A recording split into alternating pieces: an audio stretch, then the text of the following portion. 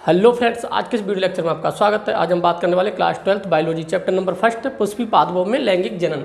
सबसे पहले पता होना चाहिए कि जनन क्या होता है, रिप्रोडक्शन। तो अपने जैसी नई संतान की उत्पत्ति जनन कहलाती है। यानी कि जो इंसान है तो इंसान क्या करेगा, अपने जैसी नई संतान उत्पन्न करेगा। पेड़ पौधे हैं तो पेड़ पौधे क्या करते हैं, अपनी जैसी नई संतानों को उत्पत्ति करते हैं। तो जो पेड़ पौधों में जो लैंगिक जनन होता है वो फ्लोवर के माध्यम से होता है। फ्लोवर क्या होता है, एक बीज का निर्माण करता है। तो हम आज जो फर्स्ट चैप्टर है पढ़ने वाले पुष्पी पादपों में लैंगिक जनन। तो जो पुष्पी पादपों में लैंगिक जनन की जो क्रिया है इसको हम दो भागों में बांटने वाले हैं। फर्स्ट आपका होता है कि निषेचन से पूर्व की घटनाएं और निषेचन से बाद की घटनाएं। तो निषेचन क्या होता है, निषेचन होता है जब हमारा नर युग्मक और मादा युग्मक दोनों फर्टिलाइज हो जाते हैं तो उसे हम निषेचन कहते हैं। तो पहले तो आता है निषेचन से पूर्व की क्रियाएं। निषेचन मतलब निषेचन से पूर्व की घटनाएं। इस पूरे चैप्टर को यानी फर्स्ट पार्ट के लिए हमने दो भागों में बांटा हुआ है। और निषेचन से बाद की घटनाएं।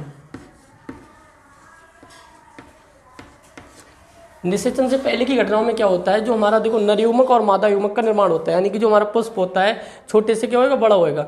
और निषेचन से बाद की घटनाएं क्या हुई, जो हमारा नर युग्मक और मादा युग्मक संलयन होकर जब बीज का निर्माण करते हैं तो यानी कि भ्रूणपोष का निर्माण, तो उसको हम पढ़ने वाले हैं। तो सबसे पहले हमारा क्या आता है, एक तो मादा युग्मक का निर्माण होता है, मादा युग्मक। दूसरा क्या होता है, नर युग्मक।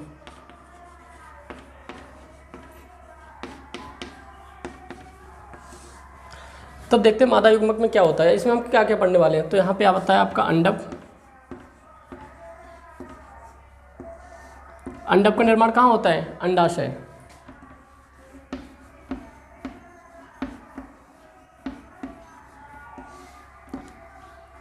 अंडाशय पाया जाता है। हमारा जो स्त्री केसर भाग होता है उसमें अंडाशय होता है। अंडाशय के अंदर क्या पाया जाता है, गुरु बीजाणु धानी। गुरु बीजाणु धानी। फिर गुरु बीजाणु धानी में क्या होता है, गुरु बीजाणु जनन होता है। क्या होता है, गुरु बीजाणु जनन।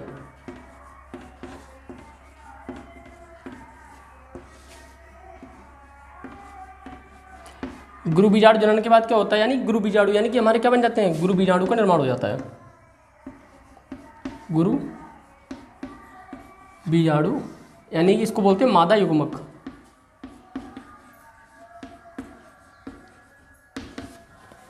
सेकंड आपका आता है नर युग्मक। नर युग्मक में क्या होता है, हमारा पुंकेसर भाग होता है।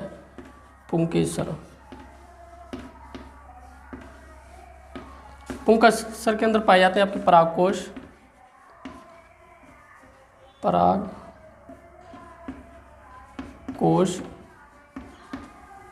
परागकोश के अंदर पाई जाती लघु बीजाणु धानी। लघु बीजाणु धानी। लघु बीजाणु धानी में क्या होता है, लघु बीजाणु जनन की क्रिया होती है। क्या होती है, लघु बीजाणु जनन। और लघु बीजाणु जनन के बाद क्या होता है, हमारा परागकण का निर्माण होता है। परागकण का निर्माण होता है। परागकण का निर्माण कहाँ होता है, लघु बीजाणु धानी में होता है। और लघु बीजाणु धानी में जो परागकण निर्माण की क्रिया क्या कहलाती है, लघु बीजाणु जनन कहलाती है। ठीक है। और पुंकेसर भाग होता है, इसका इंपॉर्टेंट भाग होता है। इसको हम क्या बोलते हैं, नर युग्मक। जब ये नर युग्मक और मादा युग्मक संलयित होते हैं तो क्या बनते हैं, एक नई संरचना बनाते हैं। जैसे फल, बीज, भ्रूणपोष आदि का निर्माण होता है। तो इसको हम निषेचन से बाद की घटना में पढ़ने वाले हैं।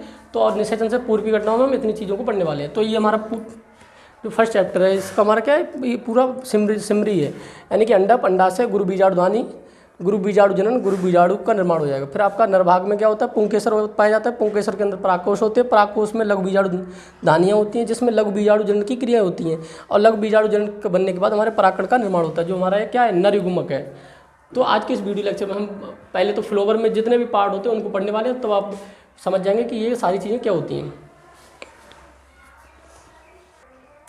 हम बात करने वाले हैं पुष्प की संरचना। ये हमारा इस चैप्टर नंबर फर्स्ट का सबसे इंपॉर्टेंट टॉपिक है और यहीं से हम क्या करेंगे, सारे बेस हमारे क्लियर होते चले जाते हैं। तो पुष्प की संरचना पढ़ते हैं। अच्छा, हम पुष्प की संरचना ही क्यों पढ़ते हैं? क्योंकि जो पुष्प है हमारे पादप का एक लैंगिक भाग है।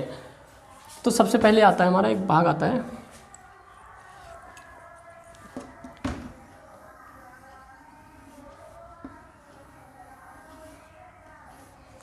इसको हम क्या बोलते हैं, पुष्प वृंत। पुष्प वृंत या पेडिकल। पुष्प वृंत क्या करता है, किसी फूल के लिए क्या करता है, पेड़ से जोड़ने का काम करता है। पुष्प वृंत पेडिकल, इसके ऊपर जो उभरा हुआ भाग होता है उसको हम बोलते हैं थैलेमस, यानी कि पुष्पासन। ये क्या होता है, पुष्पासन। नाम से पता चलता है ये क्या करने वाला है, पुष्प के सभी भागों को, सभी भाग कहाँ स्थित होते हैं, पुष्पासन पे होते हैं। और पुष्पासन किससे कनेक्ट होता है, पुष्पवृंत। पुष्पवृंत इसको किससे जोड़ता है, पेड़ से जोड़ता है। अब इसके बाद आता है हमारा इंपॉर्टेंट पार्ट,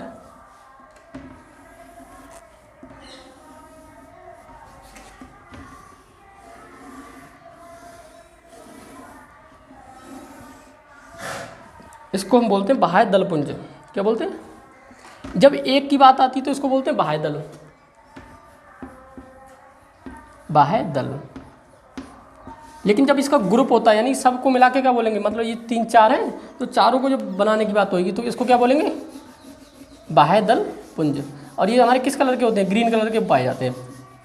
तो ये हमारे जो पुष्प की कलिका अवस्था में एक तो पुष्प की क्या करते हैं, सुरक्षा का काम करते हैं, और सेकंड ये हमारे जब ग्रीन कलर के जो पेड़ों में, तो ये फोटोसिंथेसिस यानी प्रकाश संश्लेषण द्वारा पुष्प के लिए क्या करते हैं, खाना प्रदान करते हैं। जब इनका ग्रुप आ जाता है तो इसको बोलते हैं बाह्य दल पुंज।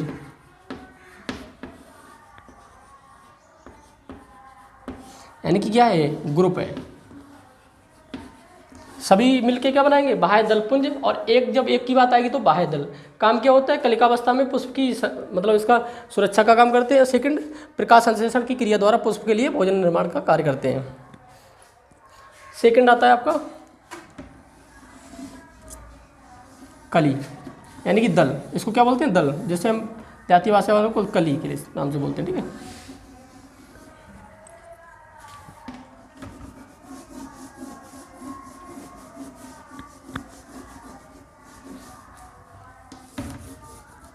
जो हमारा बाह्य दल पुंज होता है वो किस कलर का होता है, ग्रीन कलर का, ठीक है।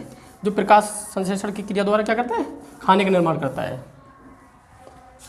ये हमारा होता है दल। एक के लिए क्या बोलते हैं, दल। जब ये सभी मिल जाएंगे तो इनको क्या बोल देंगे, दल पुंज। क्या बोलेंगे, जब इसकी ग्रुप की बात करेंगे तो क्या बन जाएगा, ये दल पुंज।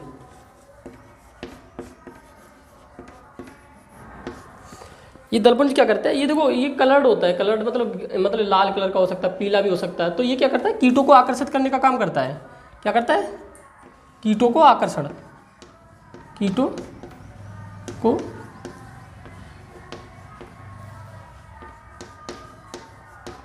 को आकर्षित करता है, ठीक है।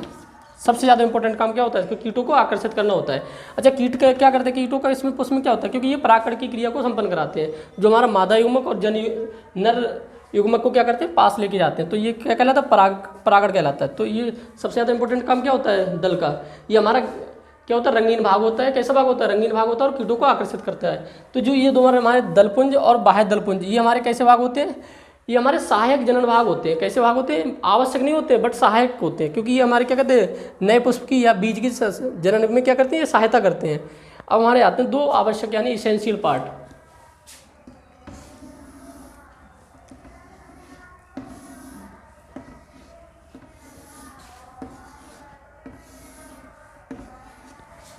देखो ये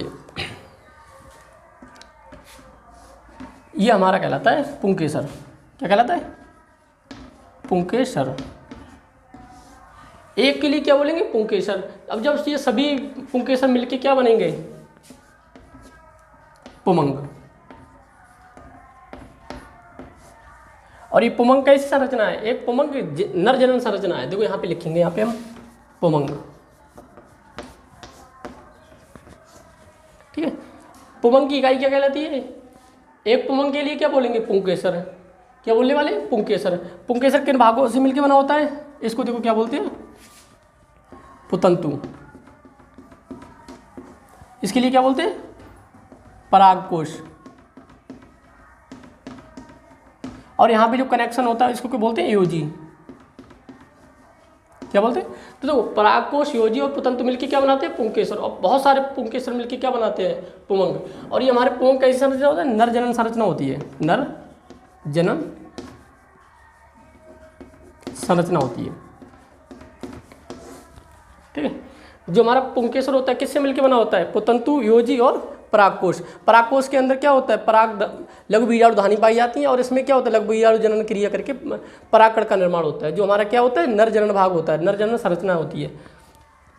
अब एक इसके बीच में पाया जाता है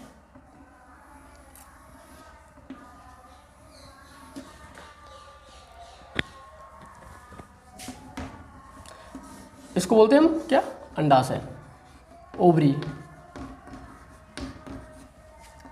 इसको बोलेंगे वर्तिका, इसको बोलेंगे हम वर्तिकाग्र। तो देखो वर्तिका, वर्तिकाग्र, वर्तिका और अंडाशय ये कैसे भाग होते हैं? इन सबको मिला के क्या बोलेंगे? स्त्रीकेसर। एक तो पुमंग हो गया और बहुत सारे स्त्रीकेसर मिलके क्या बोलेंगे? इसको जयांग। क्या बोलने वाले? जयांग। ये कैसा भाग होता है? मादा जनन भाग होता है। तो किसी पुष्प का जो मादा जनन भाग का क्या होता है? जयांग होता है, यानी कि जाइनोसियम। और एंड्रोसियम क्या होता है? नर जनन भाग होता है। पुमंग को इंग्लिश में बोलेंगे एंड्रोसियम और जयांग को बोलेंगे जाइनोसियम। तो हम देखते हैं कि पुष्प की सहायता से हम पढ़ने वाले हैं पुष्प के भागों को थोड़ा प्रैक्टिकली देखते हैं। जैसे आपको वीडियो में दिख रहा होगा, जी हमारा भाग होता है जो हमारा किसी पुष्प के लिए क्या करता है? पेड़ से जोड़ने का कार्य करता है। तो ये हमारा क्या कहलाता है? पुतंतु कहलाता है, पेडिकल।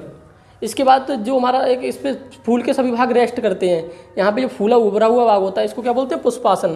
पुष्पासन का क्या काम होता है? पुष्प के सभी भाग, चाहे आपका बाह्य दलपुंज हो जाए, दलपुंज हो जाए, या आपका पुमंग हो या जयांग हो, सभी भाग जिस भाग पर रेस्ट करते हैं उसको क्या बोलेंगे? पुष्पासन, थैलेमस। इसके बाद हमारा आता है दलपुंज। जैसे आपको यहाँ पे ग्रीन भाग दिख रहा होगा, दलपुंज, ये क्या है? दलपुंज है। तो देखो इसमें क्या होता है, जब एक की बात आती है तो उसको बोलते हैं बाह्य दल, सॉरी इसको ग्रीन वाले भाग को क्या बोलते हैं? बाह्य दल। और सभी को मिला के क्या बोलेंगे? बाह्य दल पुंज। ये क्या करता है? ग्रीन कलर का होता है। ये प्रकाश संश्लेषण की क्रिया द्वारा पुष्प के लिए क्या करता है? खाना बनाने का कार्य करता है। इसके बाद आता है हमारा जो ग्रीन भाग। ग्रीन भाग का क्या काम होता है? कीटों को आकर्षित करना होता है। तो ये कैसा होता है? मतलब रंगीन होते हैं, चाहे आपका लाल हो, पीला हो, ये क्या करता है? कीटों को आकर्षित करता है। इसको एक को क्या बोलेंगे? दल बोलेंगे, और सभी को मिला के क्या बोलेंगे? दलपुंज। अब इसके बाद हमारा इंपॉर्टेंट भाग आता है जो ये हमारे दोनों बाह्य दलपुंज और दलपुंज कैसे सहायक जनन भाग थे, यानी कि इंपॉर्टेंट नहीं थे, मेन पार्ट नहीं थे। तो मेन पार्ट पाया जाता है आपका, वो क्या होता है? भाई आपका पुमंग होता है, एक जयांग होता है। जो आपको देखो यहाँ पे पुंकेसर दिख रहे हैं, बहुत सारे क्या है? पुंकेसर दिख रहे हैं। ये सभी पुंकेसरों को मिलकर क्या बोलेंगे? हम पुमंग बोल देंगे। ये कैसे होते हैं? नर जनन भाग होते हैं। अब इसमें जैसे आपको यहाँ पे दिखता होगा जो पीले कलर की, जहाँ पे देखो इसको क्या बोलेंगे? डंठल को पतली सी इसको जुड़ा हुआ है, इसको बोलते हैं पुतंतु। पुतंतु क्या बोला है हमने? पुतंतु। ये भाग क्या कहलाता है? पुतंतु कहलाता है। अब यहाँ पे जो जुड़ा हुआ है पीला भाग, उसको क्या बोलते हैं? योजी बोलते हैं। और ये आपको पीला पीला भाग दिख रहा है, इसको क्या बोलेंगे? परागकोश।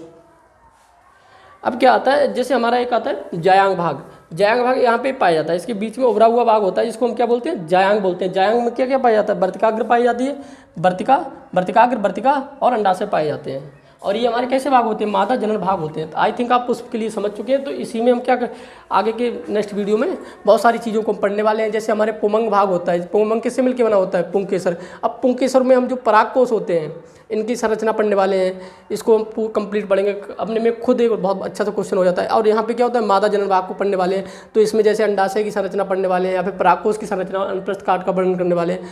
तो इसी से क्या होता है? हमारा पूरा जो फर्स्ट चैप्टर है, जिससे हमारे 10 या 12 नंबर के क्वेश्चन आने वाले हैं। तो सबसे ज़्यादा इंपॉर्टेंट तो हमारा ये आना चाहिए। तो इसके बिना तो हम कुछ पढ़ नहीं सकते। फिर इसके बाद जो हमारी निषेचन से पूर्व की क्रियाओं में हम क्या पढ़ेंगे? जैसे परागकोश का निर्माण, अंडाशय का निर्माण, और ये सारी चीज़ें पढ़ने वाले हैं। अब जो परागकोश, अब परागण क्या होता है? निषेचन क्या होता है? जहाँ से जब हमारा ये फूल क्या होता है? पुष्प जब मैच्योर अवस्था में हो जाता है, मैच्योर मतलब इसमें पुंकेसर परागकोश में क्या होता है? गुरु बीजाणुधानी में क्या होगा? परागकण का निर्माण हो जाएगा, और यहाँ पे क्या होगा? अंडाशय का निर्माण हो जाएगा। तो यहाँ से जो परागकण वर्तिकाग्र पर जाने की क्रिया क्या कहलाती है? परागण कहलाती है। और यहाँ से वर्तिकाग्र से वर्तिका से होते हुए ये जो बीजांड अंडाशय में हमारे पाए जाते हैं बीजांड, यहाँ पे जो परागण पहुँचते हैं इसे हम निषेचन कहते हैं। और निषेचन के बाद क्या होता है? हमारा जो यहाँ पे क्या होता है? एक बीज या फल का निर्माण हो जाता है। तो आई थिंक आप लोग समझ चुके होंगे पुष्प की संरचना क्या होती है।